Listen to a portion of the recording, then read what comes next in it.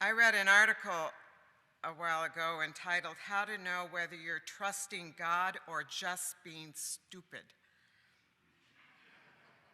The author of the article points out the obvious. There is a fine line between faith and irresponsibility, and at times that line is almost impossible to see. All you have to do is read the newspaper.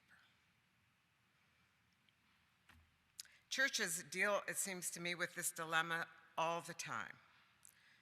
Do we just take a leap of faith and fix that tower and spend all our money on it, or do we conservatively safeguard our resources?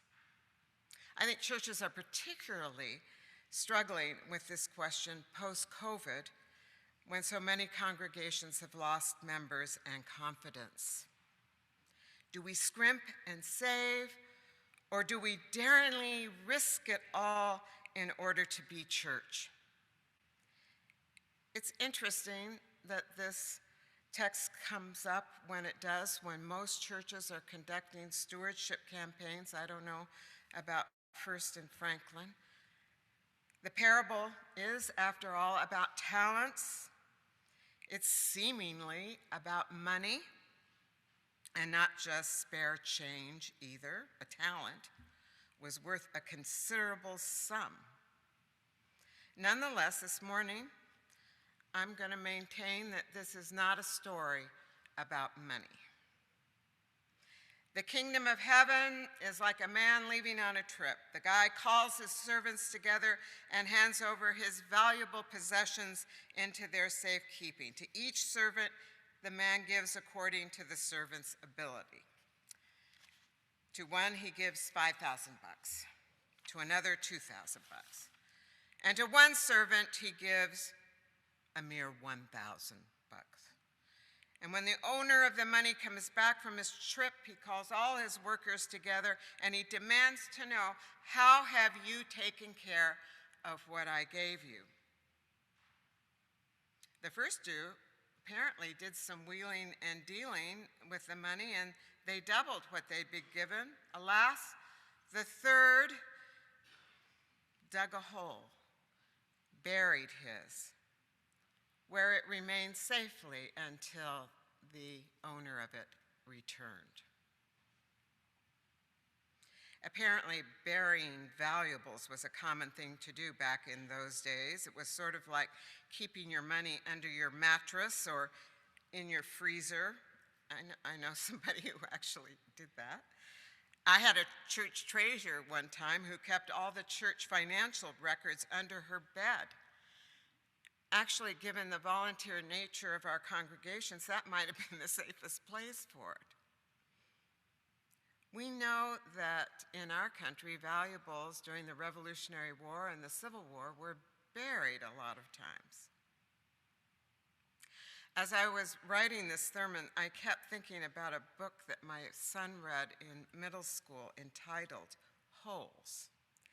In it, a boy is wrongly accused of a crime and sent to a sort of reform camp in which the boys are sent out into the desert in the heat and the sun to dig holes. The head of the camp, you see, wants to find a treasure that he is convinced is buried out there somewhere.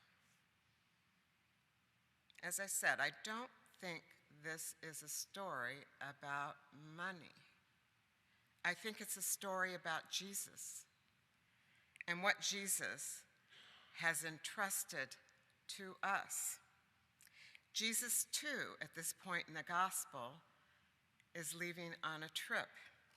His trip will take him into Jerusalem and the cross, where he will wildly and extravagantly give up all that he has. He will leave behind something incredibly valuable to those who follow him. Some of us are going to have abundant oil. I don't know what you heard last Sunday in church. Did you hear about the maidens waiting for the bridegroom? Well, some of them had a lot of oil. Some of them didn't have very much. But just one talent was a considerable sum. What are we going to do with what we've been given? Will we trust God, or will we do something stupid? As my muse, Mary Oliver, asks, tell me, what is it you plan to do with your one wild and precious life? Will you spend it, or will you bury it under your mattress? I would point out that Jesus' example of risky, daring uses of gifts has some long legs in our tradition. Abraham, after all, heard a voice and picked up and moved his family and where he did not know, leaving behind security and an okay life. Was he foolish, or was he trusting? What about Moses? He took on the most powerful empire in the world in order to lead his people through a river. And this was after he questioned his ability, his talent, so to speak. Was Moses foolish or trusting? I'm reading the Bible straight through. I've never done that before. I'm getting old, so I got to do it now. I just read Esther. What about Esther? A Jewish woman who found herself in a Persian court interceding on behalf of her minority people. Was she foolish, or was she trusting? And then there's Paul. Okay, he saw a blinding light, knocked him off his horse. Was he foolish to completely do an about-face and join the Christians, or was he trusting? Of course, this list would not be complete without those who dropped everything because they met some guy on the beach one day that told them they could be fishing for people instead of fish.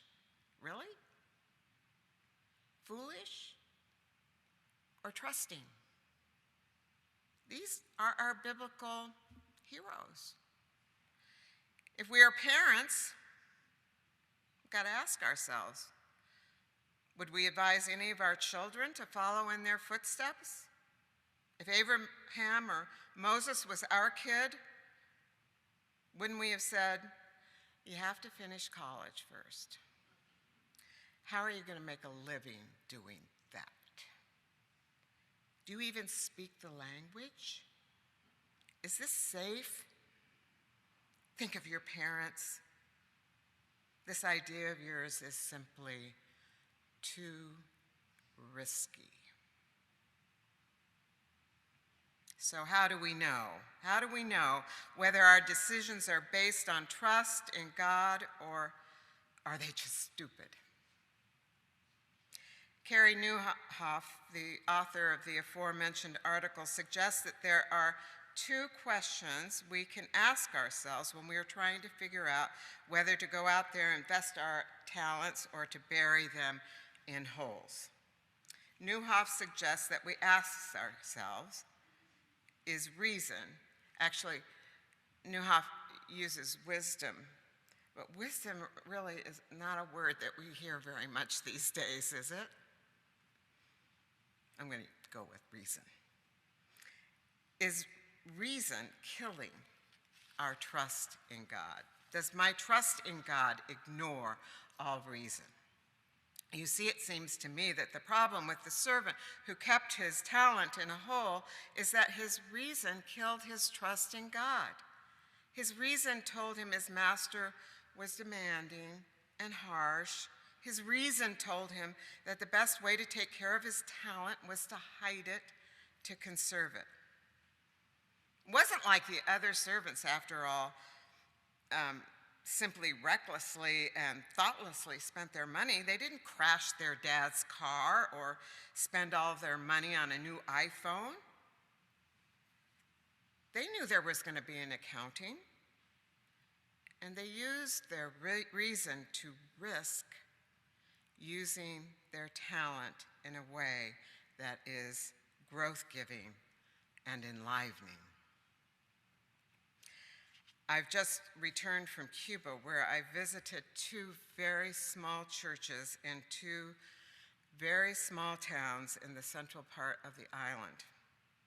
Faith Church has had a partnership with these churches for over 10 years, and I've been to Cuba many times. This visit was especially hard, perhaps because I'm just that much older. I mean, 74 and no running water is a thing. The economy is in ruins. There are shortages of everything. The government is imposing random blackouts again, and the exodus of people seemed more pronounced. Our churches in Meneses and Iguara have never had permanently installed pastors. They are too poor and too small. There are two women, however, two women elders who hold them together.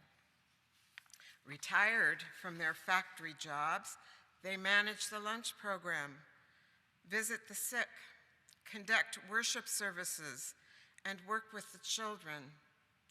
They're my age.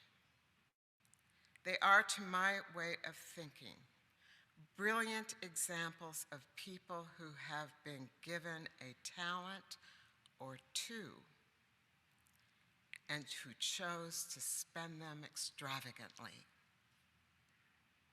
Each of us has been given a talent or two. I don't care who you are. God has given you luxurious gifts. What do you have buried? Or tell me, what is it you plan to do with your one wild and precious